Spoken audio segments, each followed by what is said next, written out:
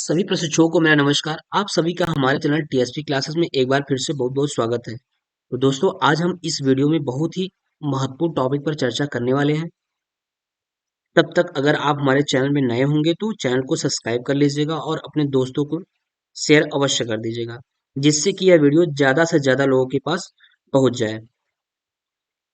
और जो बच्चे पढ़ने में बहुत अच्छे होते हैं लेकिन उनके मार्क्स कम आते हैं और ये बोलते हैं कि हम तो सब कुछ करके आए थे फिर भी नंबर कम आए, तो उनके लिए खास तौर से ये वीडियो बहुत ही इम्पोर्टेंट हो जाता है। तो आप ज़्यादा से ज़्यादा लोगों के पास शेयर करिए, जिससे ज़्यादा से ज़्यादा लोग के पास पहुंच सके।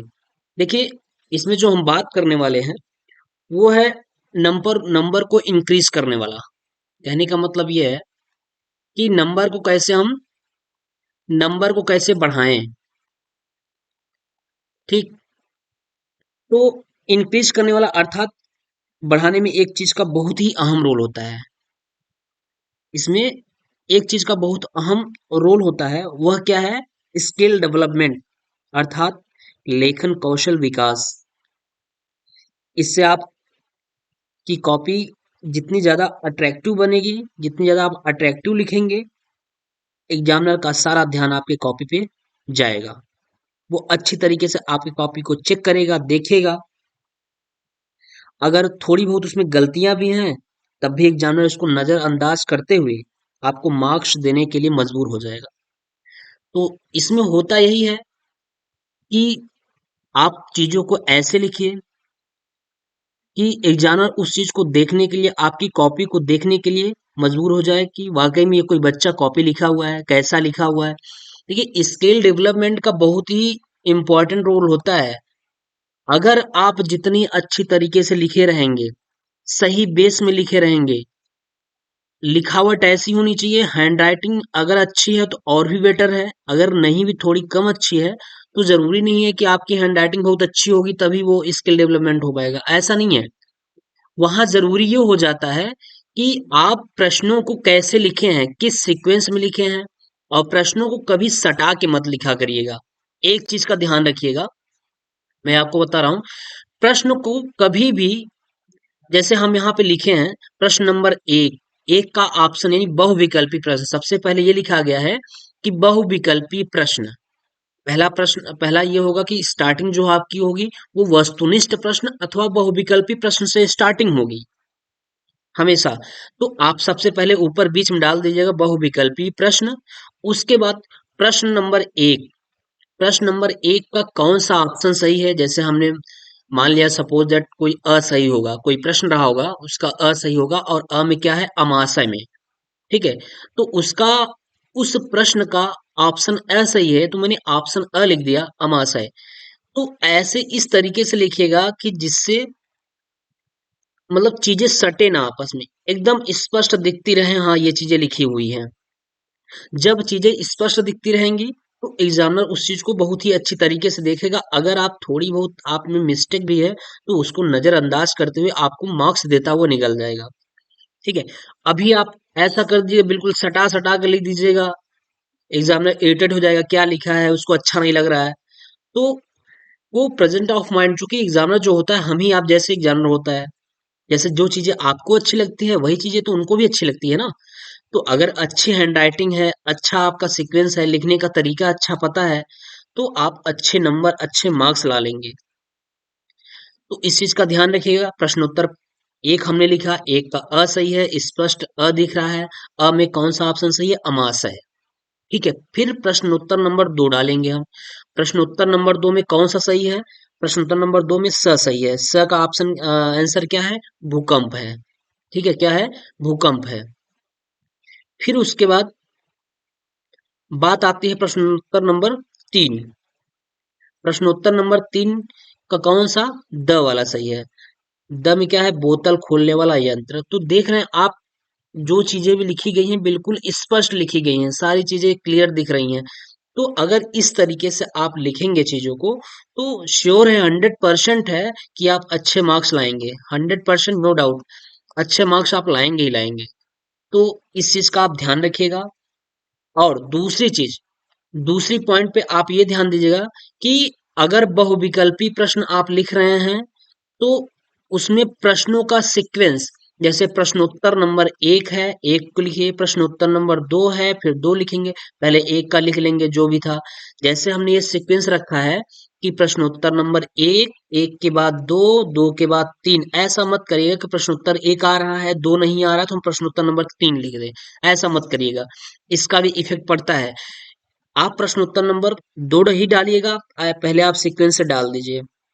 कॉपी जैसे ही आपको मिलेगी, कॉपी मिलने के बाद आप उसमें रोल नंबर वगैरह अपना जो भी उसमें लिखना होता है, जो फॉर्मेलिटीज होती है उसको अच्छी तरीके से लिखिएगा, उसमें गलती ना हो, मिस्टेक ना हो, कोई हेजिटेशन की जरूरत नहीं है, मतलब कोई आपको घबराने की जरूरत नहीं है। जो हम पढ़ लिए हैं, बिल्कुल अब हम उसी में अच्छी तरीके से करने की कोशिश करेंगे।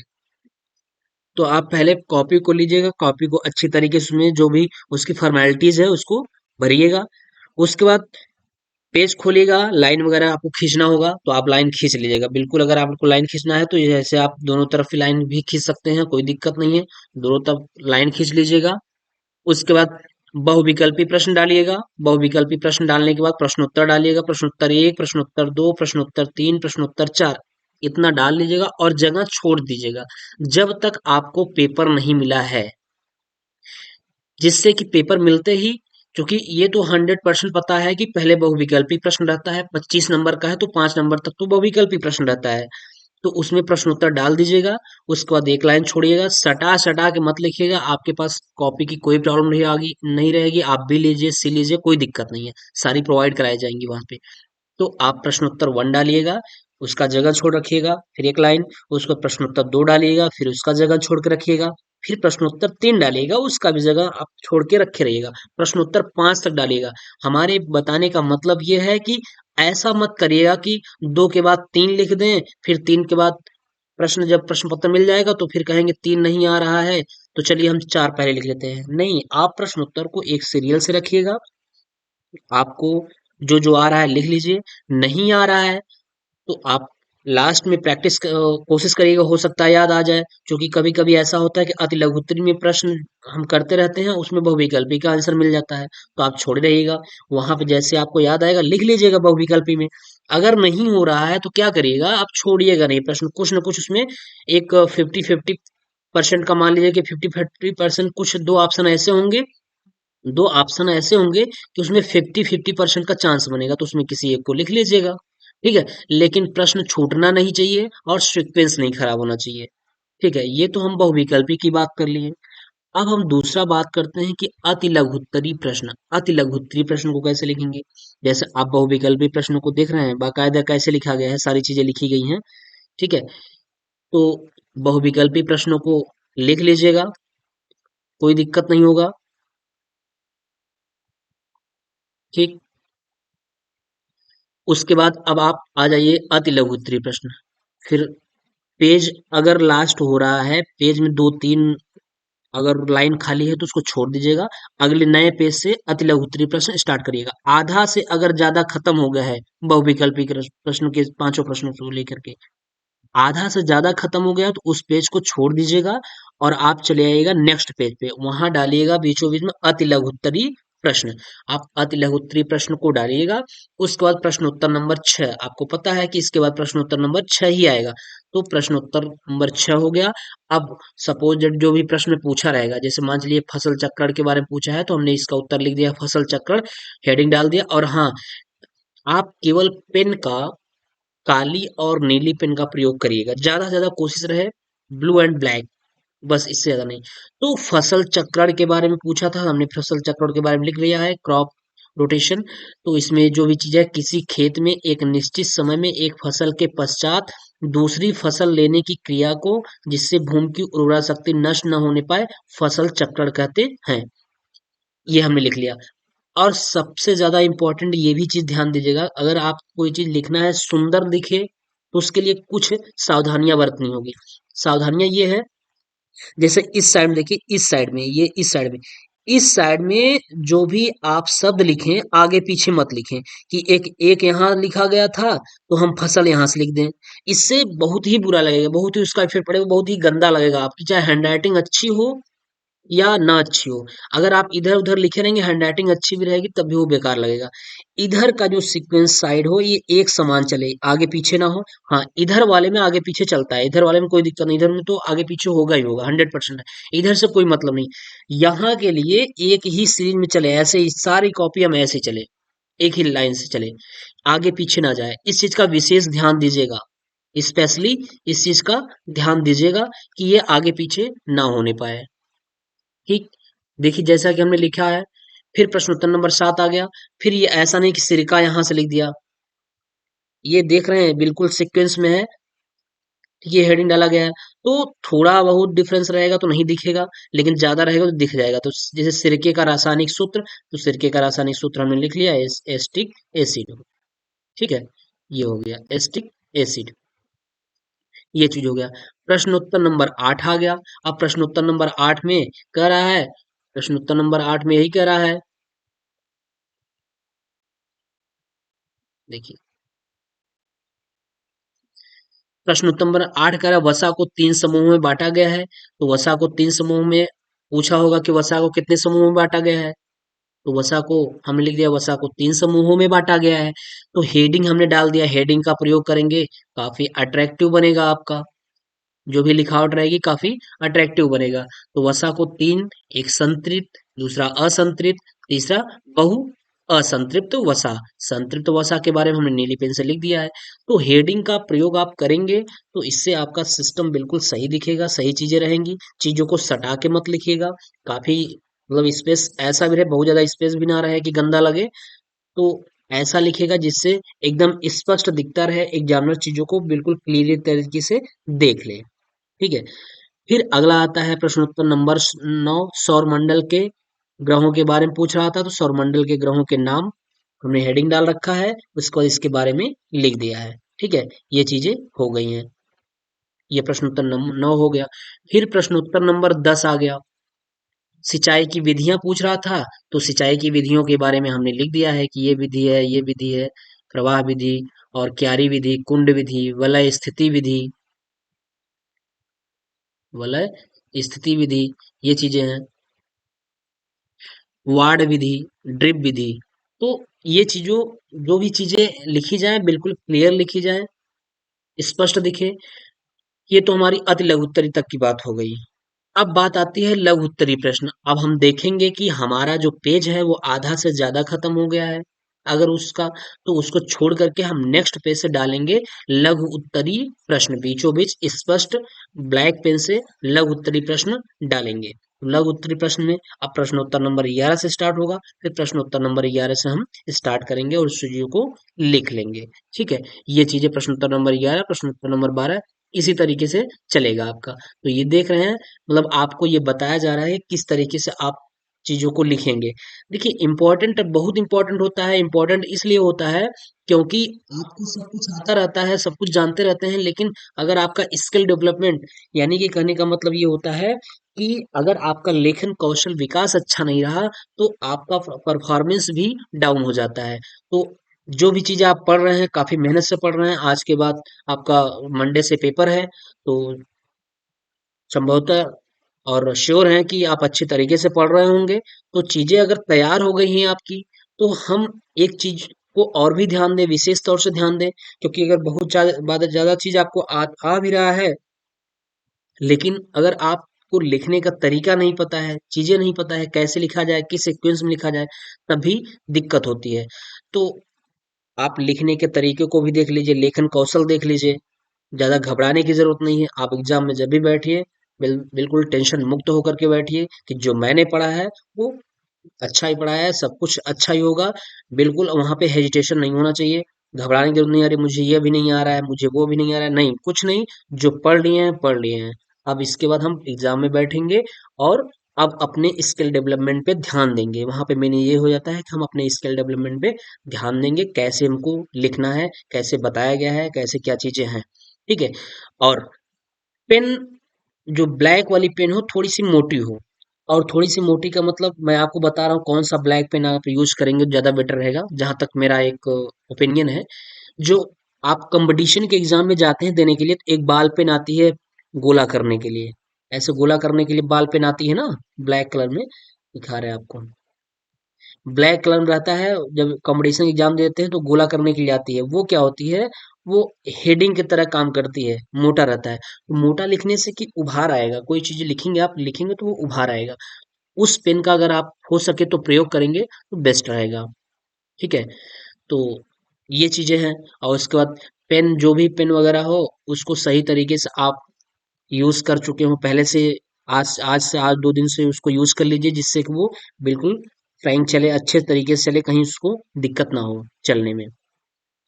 तो इन सब चीजों का अगर आप ध्यान रखेंगे तो बिल्कुल 100% मैं कह सकता हूँ कि आपके अच्छे मार्क्स ही आएंगे, बिल्कुल आएंगे।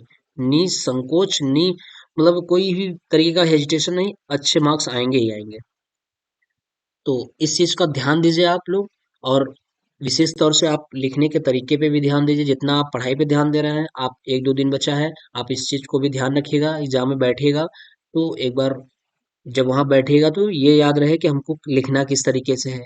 बहुत सटा के, बहुत इधर उधर भगा के लिखने से कोई मतलब नहीं है। जो लिखा जाए बिल्कुल एक सीरीज में लिखा जाए, ज्यादा बीच में स्पेस भी ना रहे। ठीक है, तो इन सब चीजों को ध्यान रखिए। अगर आपको कोई प्रॉब्लम है तो आप अवश्य कमेंट करिए, आपके कमेंट को देखा जाएगा और प्रयास किया जाएगा कि उसको दूर किया जाए। ठीक है, तो पेपर तो आपका मंडे से है। और हाँ, एडमिट कार्ड आना स्टार्ट हो गया है। कई कॉलेज से, कई विद्यालय से हमारे पास एडमिट कार्ड का मैसेज भी आ गया, सर मेरा एडमिट कार्ड आ गया है।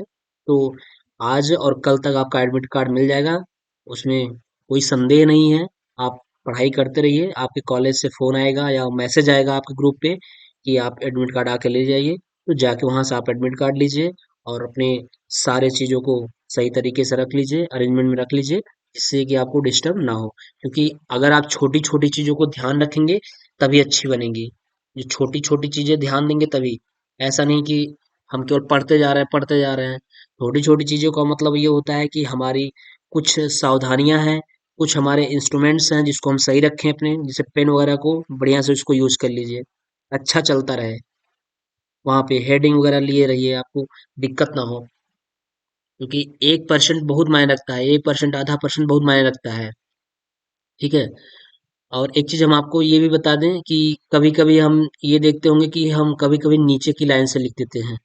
देखिए, जैसे यहाँ पे बीच की लाइन से, नीचे की लाइन से लिख देते हैं, तो कुछ लोग बोलते हैं कि इसमें नंबर करते हैं। मैं आपको शेयर कर दूं, ऐसा कभी नहीं है। क्योंकि मैंने पीजी तक कर रखा है, पूरा सारा सब में मैंने नीचे की लाइन से ही लिखा है। नीचे की लाइन, बीच की लाइन, कहीं से कैसे भी लिख देते थे, उसमें कोई दिक्कत नहीं थी। मैंने अपनी सर्विस भी कर रही है, सॉरी, हम अपनी सर्विस भी कर रहे हैं और सारी चीजें ऐसे ही लिख करके आए हैं। ऐसा नहीं कि कुछ वहां अलग लिखे हों। जैसे यहाँ बताया जा रहा है, मैं वैसे ही किया हूँ। आज जो कि सर्विस भी कर रहा हूँ, अगर ऐसा कहीं कुछ होता तो ऐसा नहीं होता कि मार्क्स कटते हैं, ऐसा मार्क्स कुछ नहीं कटते हैं। मैं अपनी हैंड राइटिंग से जैसे ये लिख रहा हूँ ऐसे लिखता था, बिल्कुल अच्छे मार्क्स आते थे, कोई दिक्कत नहीं रहता था। तो आप लोग को मैं इसलिए क्लियर करा दिया कि कुछ लोग बोलते हैं, जो कि मैं, मेरा खुद का एक प्रैक्टिकली है, इसलिए मैं बता रहा हूँ कि ऐसा कोई चीज़ नहीं है, कहीं से ऐसा कोई मार्क्स नहीं है। जो कि मैंने जो दिया है एग्जाम, जो हमने गेस कर किया है, उतने ही मार्क्स मेरे आए हैं कि हाँ, हमारे इतने नंबर आएंगे इसमें, तो उतने ही नंबर आए हैं। तो इसलिए ऐसा कुछ नहीं है। आप उसके लिए निसंकोच और निसंदेह रहिए, या कोई डाउट मत रहिए, तो ऐसा कुछ नहीं होने वाला है। तो आप आप लोग पढ़ाई करते रहिए। और ये हमको लगा कि बता देना चाहिए आप लोगों को, क्योंकि आप लोग इतनी मेहनत कर रहे हैं, आप लोग का कमेंट भी देखते हैं। तो मेहनत कर रहे हैं तो कुछ एक चीजें होती हैं जो आपके लिए ज़्यादा हेल्पफुल हो जाए। मेहनत के साथ-साथ कुछ ऐसी चीज़ें हो जाती हैं कि वो आपके लिए और भी अच्छी बना सकती हैं। तो वो है आपका स्किल डेवलपमेंट, लेखन कौशल विकास, जिसको ध्यान रखिएगा। वो उतना ही इम्पोर्टेंट है जितना आपका पढ़ना इम्पोर्टेंट है। आप बहुत कुछ पढ़ लिए लेकिन अगर सही नहीं लिख पाए तो फिर भी गलत है फिर। तो आप 3-4 पॉइंट जो बताया गया है उसको ध्यान रखिएगा। सबसे पहले कॉपी पाते वक़्त आप उसमें सही तरीके से अपना जो भी पर्सनल डिटेल्स जो उसमें मांगा जाता है उसका, वो उसको भरिएगा। उसके बाद फिर कॉपी लीजिएगा, पेज में लाइन खींचिएगा, दोनों तरफ अगर आपका विचार हो दोनों तरफ लाइन खींचिएगा। फिर उसके बाद पेपर मिलने के पहले पहले आप डाल दीजिएगा बहुविकल्पीय प्रश्न। बहुविकल्पीय प्रश्न डाल देंगे, उसके बाद प्रश्न नंबर एक, प्रश्न उत्तर नंबर एक, प्रश्न की सारी चीजें बताई गई हैं, ऐसे अरेंज में आप लिख लीजिएगा। फिर अति लघु उत्तरीय प्रश्न लिख दीजिएगा। अति लघु उत्तरीय प्रश्न लिखने के बाद वहां प्रश्न उत्तर मत डालिएगा, ठीक। क्योंकि प्रश्न कैसा है, कितना बड़ा लिखना है, एक लाइन में, दो लाइन में, वहां वो नहीं पता है। यहाँ पता हो जाता है कि बहुविकल्पी है तो कितना हो सकता है, ठीक है। तो आई थिंक आप लोग को अच्छी तरीके से समझ में आ गया होगा, और ये वीडियो हम उम्मीद करते हैं कि आपके लिए काफी हेल्पफुल होगा।